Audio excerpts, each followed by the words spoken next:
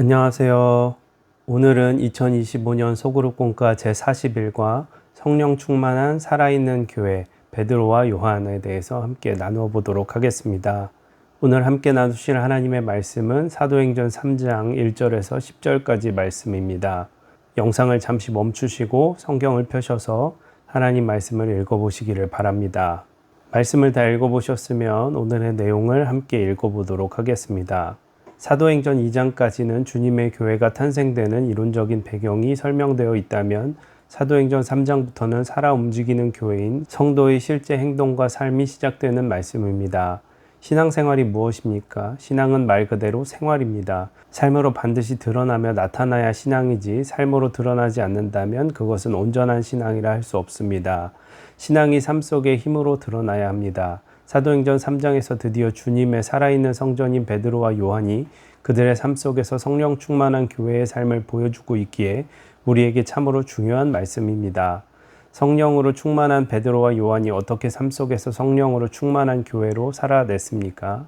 첫째, 성령 충만한 살아있는 교회 베드로와 요한은 충전된 인생이었습니다. 제9시 기도 시간에 베드로와 요한이 성전에 올라갈새 나면서 못 걷게 된 이를 사람들이 메고 오니 이는 성전에 들어가는 사람들에게 구걸하기 위하여 날마다 미문이라는 성전문에 두는 자라.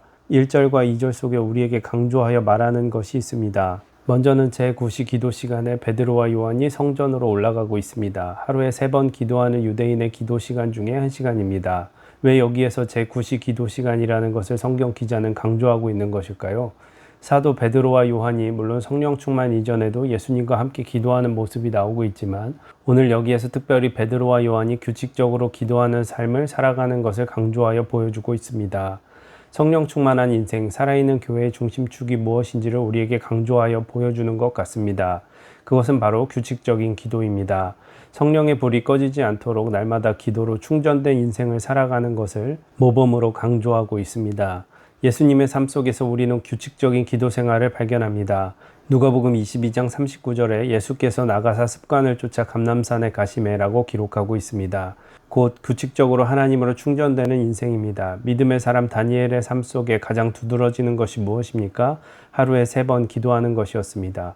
사자굴의 위기 앞에서도 그 규칙적인 기도의 삶을 다니엘은 포기하지 않았습니다. 하나님으로 충전되는 인생의 비밀을 다니엘은 알고 있기에 세상의 그 어떤 것도 다니엘의 규칙적인 기도를 멈추게 할 수 없었습니다. 이와 반면에 오늘 2절에서 우리는 방전된 인생을 발견합니다. 그 사람이 누구입니까? 그 사람은 바로 나면서부터 걷지 못하여 앉은뱅이가 된 인생입니다. 이 사람의 신체적인 연약함 때문에 방전된 인생이라고 말하는 것이 아닙니다. 안타깝게도 오늘 이 앉은뱅이는 성문 미문에 나와 육신의 삶을 위하여 구걸은 하고 있지만 그의 영의 삶을 위해서는 하나님의 성전에 들어가 기도하지 못하고 있습니다. 성전의 문 앞에까지 갔으나 그 성전에 들어가 기도하지 못합니다. 육신의 연약함이 문제가 아닙니다. 기도로 주님께 충전되느냐 안 되느냐가 문제입니다. 우리가 잘 아는 듣지도 못하고 보지도 못하고 말하지도 못하였던 상상도 못할 고통을 겪었던 헬렌 켈러가 어떻게 승리하는 인생이 되었습니까? 그녀가 주님께 충전되는 인생이 되었을 때 삼중고의 고통도 이겨내고 놀라운 일을 이루어내는 삶을 살아갑니다. 우리에게 가장 중요한 것은 주님께 충전되느냐 안 되느냐입니다. 성경에 나오는 모든 신앙의 인물들은 주님께 충전된 인생이었습니다. 주님께 충전된 인생은 다르게 살아가게 됩니다. 주님의 권능으로 살아갑니다. 둘째, 성령 충만한 살아있는 교회 베드로와 요한은 부요한 인생이었습니다. 베드로가 요한과 더불어 주목하여 이르되 우리를 보라 하니 그가 그들에게 무엇을 얻을까 하여 바라보거늘 베드로가 이르되 은과 금은 내게 없거니와 내게 있는 이것을 내게 주노니 나사렛 예수 그리스도의 이름으로 일어나 걸으라 하고. 오늘 앉은뱅이는 구걸하는 가난한 인생이었습니다. 남들이 주는 것을 의지하며 살아가는 인생이었습니다. 베드로와 요한 역시도 오늘 말씀해 보시면 은과 금은 없었습니다. 그들 역시도 가난한 인생이었습니다. 그러나 사실 오늘 성경은 베드로와 요한이 은과 금은 없을지라도 진정으로 부요한 인생이라는 것을 우리에게 보여줍니다. 그리스도인들은 어떤 사람입니까? 은과 금이 많이 있을 수도 없을 수도 있습니다. 세상에서 성공할 수도 있고 성공하지 않을 수도 있습니다. 명예가 있을 수도 있고 없을 수도 있습니다. 건강할 수도 있고 건강하지 않을 수도 있습니다. 그러나 그리스도인이 세상 사람과 다른 것은 오늘 베드로와 요한이 이 구걸하는 앉은뱅이와 다른 것과 같은 것입니다. 그것은 베드로와 요한은 예수 그리스도로 부요한 인생이라는 것입니다. 그리스도인이라고 하면서 돈과 건강과 세상에서는 성공하고 부유한데 예수님에 대해서는 가난한 인생이 있습니다. 그것은 진정으로 부유한 인생이 아닙니다. 진정으로 부유한 인생은 세상에 그 모든 것이 없을지라도 주님으로 부유한 인생이 진정으로 부유한 인생입니다. 그리스도인의 삶의 출발은 바로 거기에서 시작됩니다. 교회의 시작도 바로 거기에서 시작됩니다. 주님으로 충만한 인생이 바로 교회요, 성도입니다. 다른 무엇보다도 주님으로 성령으로 부유하게 되기를 바랍니다. 셋째, 성령 충만한 살아있는 교회 베드로와 요한은 예수 파는 인생이었습니다. 어릴 적 저의 부모님은 시장에 나가 과일 장사를 하셨습니다. 과일을 새벽 일찍 도매시장에 가서 손수레에 사다가 시장에 자리를 잡고 수박으로, 토마토로, 딸기로 장사를 하였습니다. 가끔 부모님을 도와드린 적이 있었는데 그 더운 여름날 얼마나 필사적으로 장사를 하시는지 모릅니다. 하나라도 더 파시려고 장이 파장되는 때에 하나도 남기지 않으시려고 얼마나 애쓰고 수고하시는지 모릅니다. 하나님께서 오늘도 우리에게 세상이라는 시장을 선물로 주셨습니다. 우리도 이 세상이라는 시장에서 오늘 하루 팔고 살아가야 할 것이 있습니다. 그것이 무엇입니까? 바로 예수님입니다.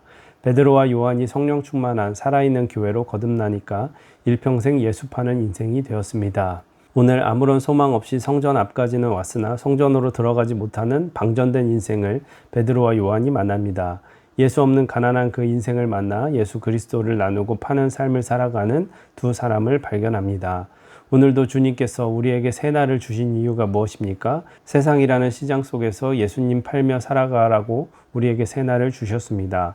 오늘 우리 가정 속에서 자녀들 앞에서 예수 그리스도를 팔며 살아가시기를 바랍니다.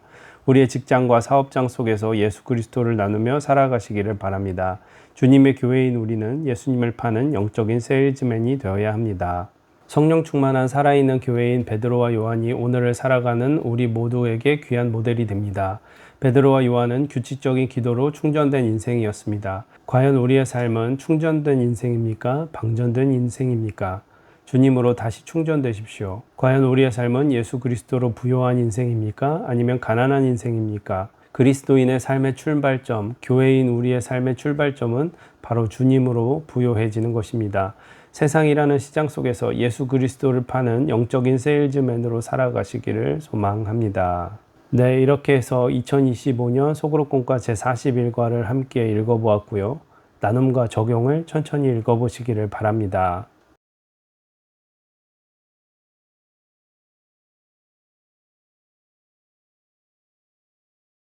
나눔과 적용을 다 읽어보셨으면 오늘 주님께서 주신 마음을 붙잡고 기도하시고 또 교회의 여러 중보 기도를 하신 후에 마치시면 되겠습니다. 수고하셨습니다. 감사합니다.